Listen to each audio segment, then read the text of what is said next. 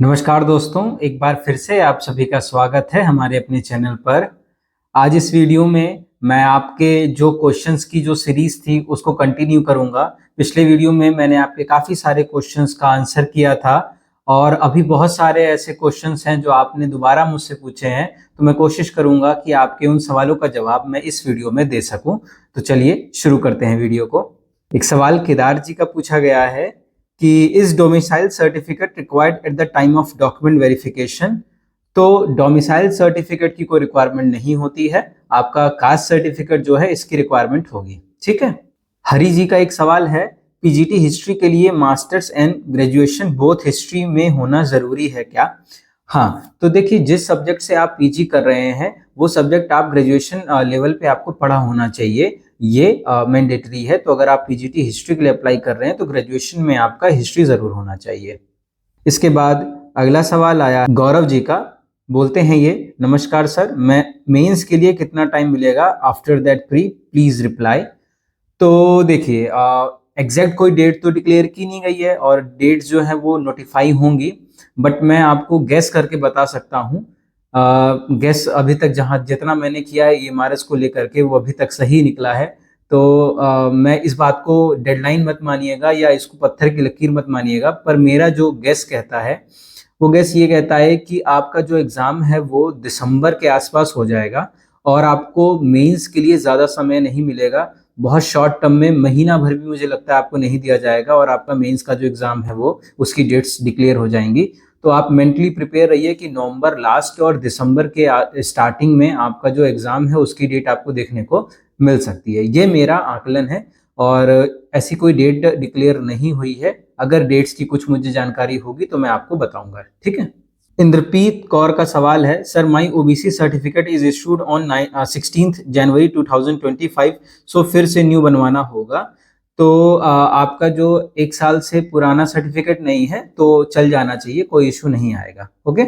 मैं आपके केस के तरीके से बता देता हूँ कि जैसे जब हम लोग का डीवी हुआ था तो उस डीवी के समय में जिनका सर्टिफिकेट कुछ एक साल से पुराना था ना, तो उन लोगों से मांगा जा रहा था। तभी मैंने लास्ट वीडियो में कहा था कि अगर आपका सर्टिफिकेट थोड़ा सा पुराना है तो 30-40 रुपए लगते हैं, ज़्यादा खर्चा नहीं आता है, ऑनलाइन अप्लाई भी हो जाता है। तो आप अप्लाई कर दीजिए सेफ साइड के लिए। आप रिस्क लेकर के क्यों चलते हैं? आप पहले पुराना अपना सर्टिफिकेट दिखाइए और डीवी के टाइम पे अगर वो कहते हैं कि न्यू सर्टिफिकेट कहाँ है, ये तो पुराना है, तो आप रखे रहिए, तुरंत निकाल करके उसको भी दे दीजिए। इसमें कोई बुराई नहीं है। आप उसमें इतना आप डायलेमा में क्यों ही पड़ रहे हैं? मेरे हिसाब से बनवाने में क्या जाता है? अगर आपको लगता है कि थोड़ा मेरा पुराना है, बनवा लीजिए, आप पुराने वाले को दीजिएगा, अगर वो नया मांगते हैं तो नया वाला भी दे दीजिएगा, उसमें कोई दिक्कत होगी नहीं। फिर एक और सवाल है चौधरी मयंक जी का, can B Ed last year student are eligible for PGT application?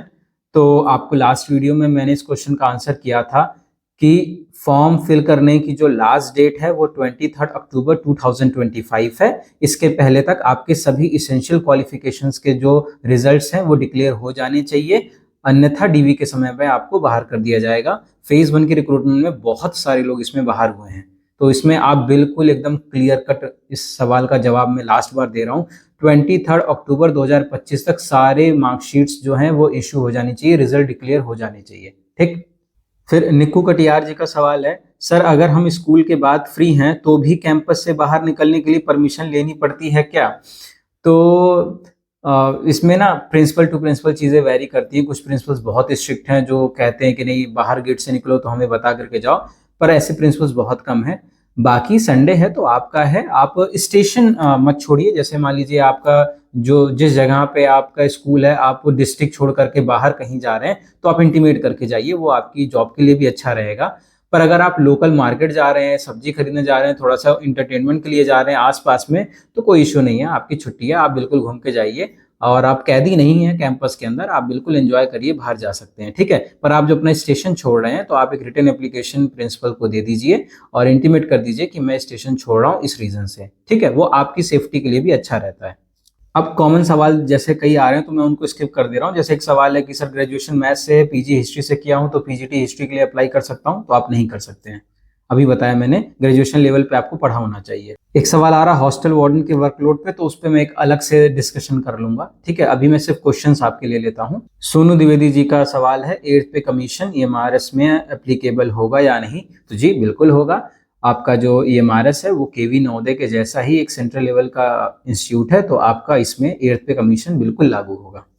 Pintu ji का सवाल है, अकाउंटेंट की ड्यूटी कितनी देर रहती है, क्या इनका भी प्रेशर टीजीटी की तरह है?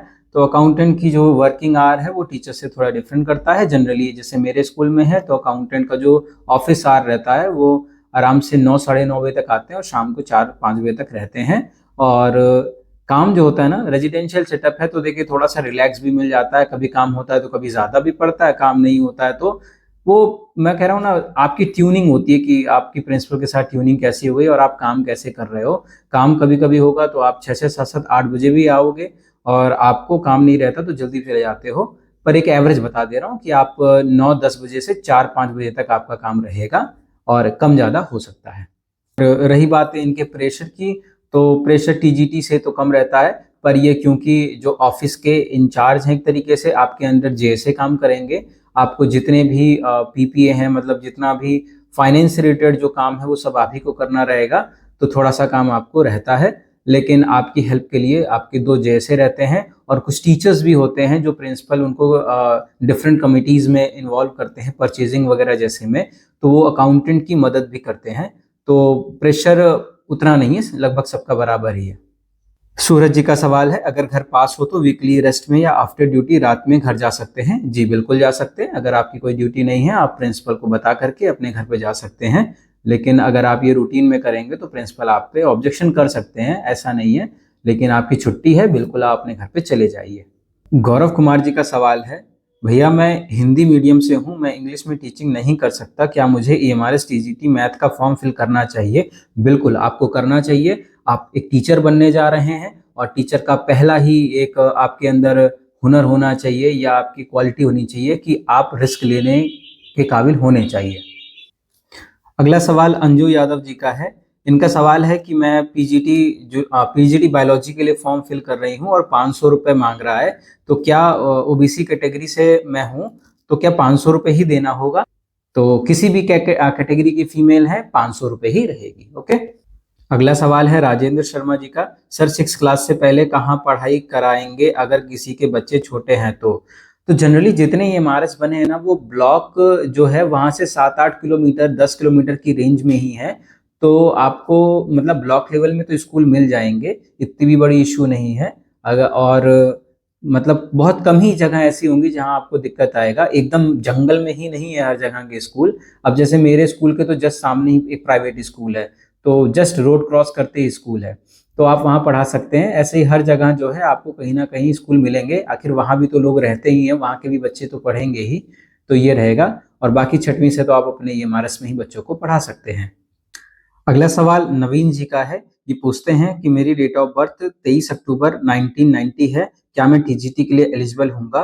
तो मैं आपको एक बार क्लियर कर देता हूँ सभी पोस्ट के लिए। देखिए, हॉस्टल वार्डन, नर्स और टीजीटीज के लिए जो एज क्राइटेरिया है वो 35 साल है, वहीं पीजीटी के लिए एज क्राइटेरिया 40 साल है।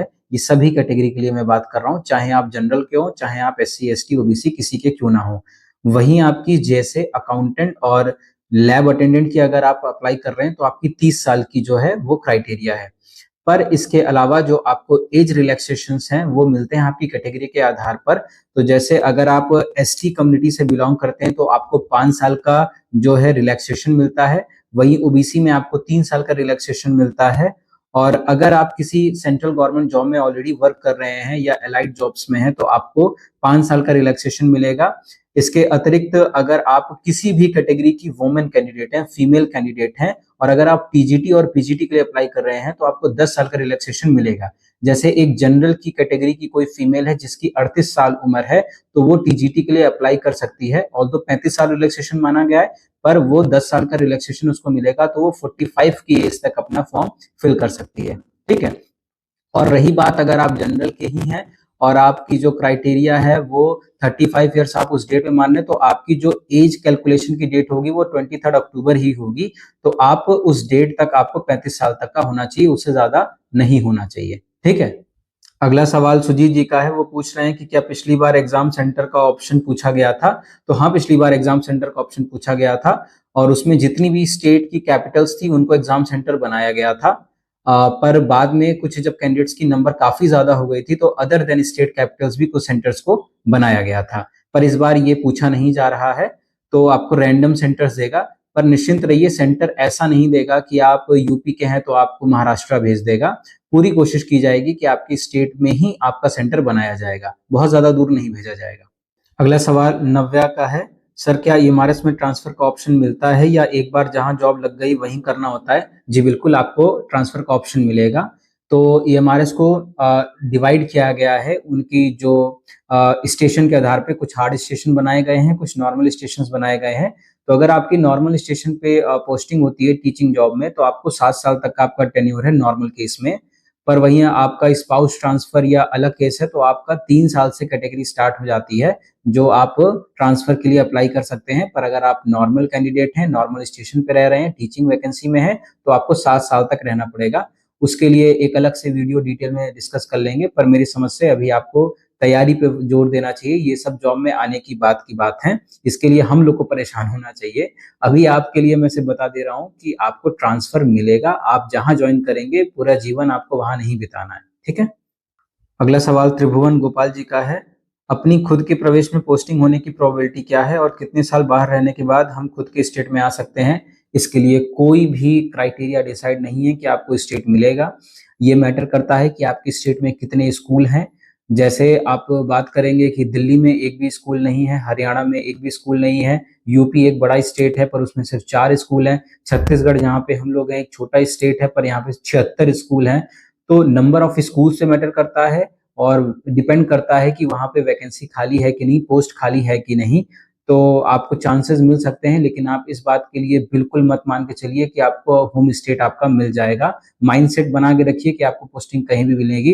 अब जैसे मैं ये मान के चलता हूँ कि मैं यूपी का हूँ पर मुझे यूपी कभी नहीं मिलेगा, क्योंकि वहां पे 4 ही स्कूल हैं और वहां पे अगर वैकेंसी खाली अगर होती भी है तो इतने सारे लोग हैं, चांसेस बहुत कम रहेंगे। अगर आप ऐसे स्टेट से बिलोंग करते हैं जहाँ स्कूल ज्यादा हैं तो हाँ, आपको चांसेस बन सकते हैं, लेकिन इसके लिए कोई प्रोविजन नहीं है कि आपको होम स्टेट भेजा जाएगा। क्लियर होगी अगर आपको बात, तो ये है, ठीक है। अब इसके अलावा कुछ और बातें मैं वापस से डिस्कस कर लेता हूँ। तो जैसे रही बात आसपास की लोकेलिटी की, तो लोकेलिटी ठीक रहती है, बहुत ज़्यादा ऐसा नहीं है कि बहुत ज़्यादा इंटीरियर में है।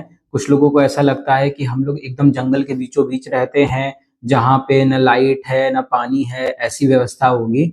दूर से ऐसा लगता है पर ऐसा नहीं है।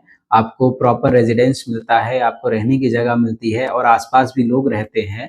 तो प्रॉपर मार्केट वगैरह सब कुछ है। और आसपास जैसे जहाँ मैं रहता हूँ यहाँ पे तो सैटरडे को हाट लगता है। 3 किलोमीटर की दूरी पे जहाँ पे मैं हूँ वहाँ पे ब्लॉक है, वहाँ पे आपको सीएससी मिल जाएगा, मार्केट मिल जाएगा, सब कुछ है।